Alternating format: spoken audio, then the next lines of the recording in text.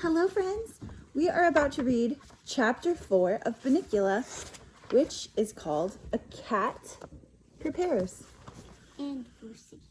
I almost didn't make it to my meeting with Chester that night. Toby had a feast in his room. It was Friday. And on Friday nights, Toby gets to stay up and read as late as he wants. So, of course, he needs lots of food to keep up his strength. Good food like cheese, crackers, chocolate cupcakes, my favorite, the kind with the cream in the middle. Pretzels and peanut butter sandwiches. The last I cannot abide because my mouth always gets stuck. Chocolate cupcakes with cream in the center, however, are another story. This particular evening, I stationed myself on Toby's stomach. Usually I'm a little more subtle, but having missed out on the bacon at breakfast, I was not about to take any chances on the chocolate cupcakes with cream in the center. Toby knew what I was after, but sometimes he thinks he's funny, and he plays a little game with me. Hi, Harold. I bet you'd like a peanut butter sandwich, wouldn't you? Here, you have this one. That's left over from yesterday. Well, I eat this boring old chocolate cupcake, which is nice and fresh and has cream in the middle. Okay, Harold? Ha. My sides are splitting. What's the matter? Don't you want the peanut butter sandwich? All right, I'll put it away for another night. Oh, here's something you might like. It's a green sour ball from Dad's candy dish that was stuck to my sock. Would you like that? Huh, Pop? Oh boy, the kid is really hot tonight. No, huh? Well, I'd give you one of my cupcakes, but I know how much you hate chocolate. Would a little drooling on your stomach help convince you otherwise? Oh, you like chocolate? Okay, then you can have both of them. One thing I have to say about Toby, although he's got a rotten sense of humor, he's a nice kid. Naturally, once I'd eaten both cupcakes, which took approximately 4 seconds, I felt obliged to hang around and let Toby know I was grateful. What better way than to share a few of his cheese crackers? Well, Harold, Toby said sometime later, we've had quite a party, but I have to go to sleep now. I can't keep my eyes open, so I'll have to wait. I'll have to wait until tomorrow to find out what happens in the next chapter. This is a good book, Harold. It's called Treasure Island, and it's by a man named Robert Louis Stevenson. It's kind of hard reading, though. I have to keep looking at big words in the dictionary, so it's taking me a long time to get through it. I've always had trouble with words myself. Half the time, they don't mean what I think they're gonna, and then even when I do find out what they mean, I forget the next day anyway. You might say I'm smart, just not the scholarly type. But it's a really good story, Toby continued. It's all about pirates and this little boy just like me. No dogs? And a parrot, Harold. A parrot? What's a parrot? Is there anything about chocolate cake? That's my idea of a treasure. Well, good night, Harold.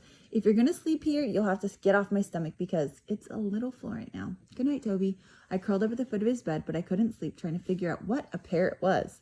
I thought it might be a lady pirate since the words sound something alike, but then again, I thought it might be an umbrella. Chester would know, I thought, so I went downstairs to ask him. Well, you certainly took your time, Chester snapped as I sauntered casually into the room. I finished my book half an hour ago. Where were you? It so happens I was discussing great works of literature with Toby. Since when is a Twinkies wrapper considered great works of literature? I decided to ignore that. Unfortunately, several chocolate crumbs fell from my mouth to the floor at precisely that moment. As a matter of fact, I said, trying valiantly to regain my dignity, we were talking about Treasure Island. Amelia. Sorry. Ever heard of it? Ever heard of it? He sneered. I read that when I was a kitten. Oh, then tell me, Chester, what's a parrot?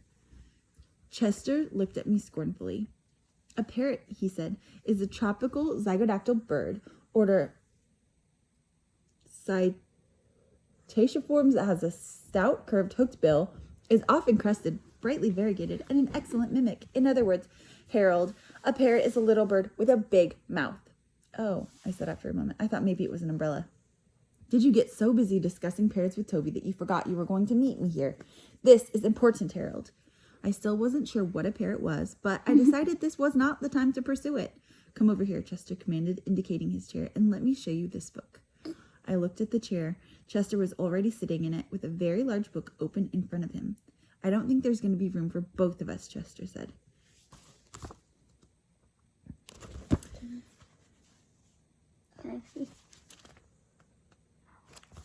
Come on, you're wasting my time. Just jump up here. I surveyed the scene carefully. I knew I would have to get a running start since there was just a tiny spot left for me and I would never be able to fit into it if I pulled myself up slowly. Apparently, I was taking too long for Chester's liking. Will you get up here? He hissed. Okay, if that's what you want. I ran and jumped onto the chair, landing with a great kerplop. Chester, where are you? I cried. I couldn't see anything but the back of the chair. I'd forgotten to turn myself around. I'm here, you great oaf. I turned my head. What are you doing on the floor? What are you doing on the floor? I asked. You knocked me off the chair. No, just stay put. I'm coming back up. I moved to the back of the chair and Chester landed on the front. Now, let's see, he said. We both have to see the book. You come over here and I'll move this way. I don't know if you've ever watched a cat try to decide where to sit, but it involves a lot of circling around, sitting, getting up again, circling some more, thinking about it, lying down, standing up, bathing a paw or tail, and circling. A dog, on the other hand, sits. This looks like a good spot, a dog will say to himself. He will then lower his body to the spot in question, and is usually so secure in his decision he will fall asleep immediately. Chester took what felt like 20 minutes to settle himself in, and just as I was drifting off, the kick started. Come on, Harold, quit hogging the seat and wake up. What were you trying to do? Take a little cat nap? I yawned. Now, Chester said, turning to the book. Let's get down to brass tacks. What exactly is on your mind? I asked. This book and that rabbit, Chester replied. Now tell me, Harold, have you noticed anything funny about that rabbit? No, I said, but I've certainly noticed a lot of funny things about you recently. Think about it. That rabbit sleeps all day. So do I, and so do you. Furthermore, he's got funny little sharp teeth. So do I, and so do you. Furthermore, he gets in and out of his cage by himself. What kind of rabbit can do that? A smart one. I said I could do it. We're not talking about you, Harold. We're talking about the rabbit. Now, where did they find him? At the movies. Yes, but what movie? Dracula? So, I said. So, he said quickly, remember the note around his neck? What language was it in? An obscure dialect of the Carpathian Mountain region, I answered smugly. He didn't know everything. Aha, Chester said, but what area of the Carpathian Mountain region? Area. What's an area? I looked at him blankly. Transylvania, he cried triumphantly, and that proves my point. What point? What are we talking about? And don't forget the white tomato. That's the most important of all. But what? This book, said Chester, disregarding me, tells us just what we need to know. What? I practically screamed. What does it tell us? What does this book have to do with Bunnicula? What are you talking about? What's going on here? I can't stand it anymore. Chester regarded me coolly. You're really very excitable, Harold. That's not good for your blood pressure. I put my paws around his throat. Tell me, I said in a low, threatening voice, or I'll squeeze you till you pop. Okay, don't get upset.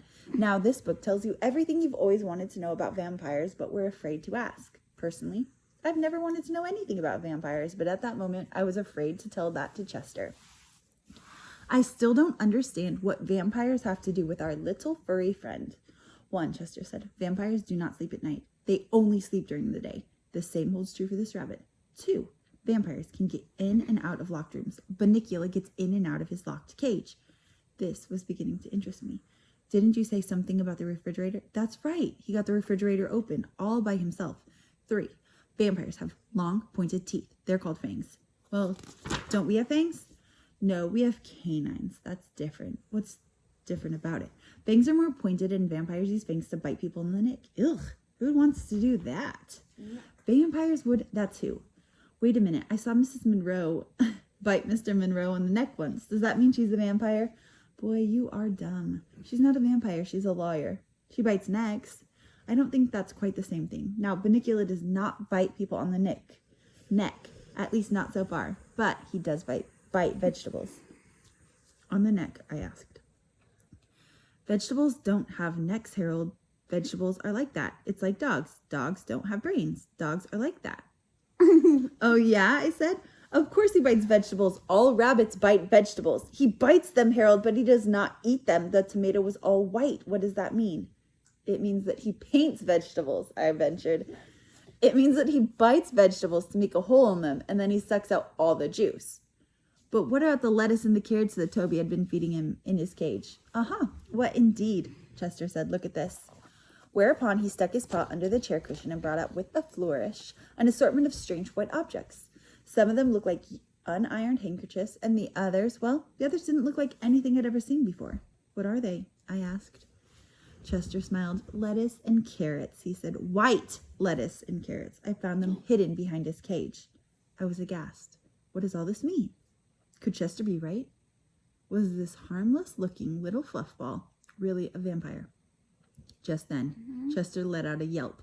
Look! The cage is empty again. Oh, we're fools! We're fools! We've let him get out of our sight, and it's your fault. My fault? You're the one who took 20 minutes to sit down. Well, if you hadn't have knocked me off in the first place. Wait a minute. Why are we arguing? Let's find Bunnicula.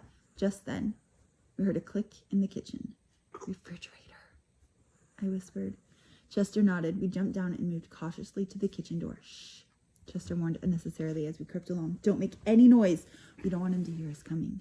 Obviously, I retorted. The light went out under the door. He must have closed the refrigerator. Chester said, easy now. We pushed the door open. The kitchen was dark. There was not a sound. Psst, Chester. What? I can't see. I can, but I can't see him. He's not here. There was a soft scamper across the linoleum, and we turned just in time to see a little white tail bounce out the door and into the living room. Drat, we missed him. Come on. Harold, let's see if we can catch up with him. Chester started towards the door. Wait, Chester, what's on the floor by the refrigerator? He turned. This new object interested more than following Bunnicula. Watch out, he said. I'll take care of this. He slunk across the room, slowly, muscles taut, eyes alert. When he was about 6 inches away, he stuck out his paw and closed his eyes and batted the object tentatively. I don't think he made any contact. Get closer, I said. Chester's eyes popped open. Who's the cat here? He asked. I know what I'm doing, and proceeded to bat the air 3 more times. What is it? I squealed, my throat contracted in fear. I don't know yet, but whatever it is, it's not alive. Oh boy, if I wait for you, we'll be here all night. I walked bravely to the object and sniffed it. Well, Chester said. Beats me. Chester came closer. After a moment of close examination, he gasped. I jumped. I could feel my heart pounding in my chest. Harold, Chester blurted. What? What? What is it, Chester? It's a white zucchini. Let me see. It's a white bye, Parker. And that's the end. Hi, And that's the end of the chapter. Bye, guys. Wait.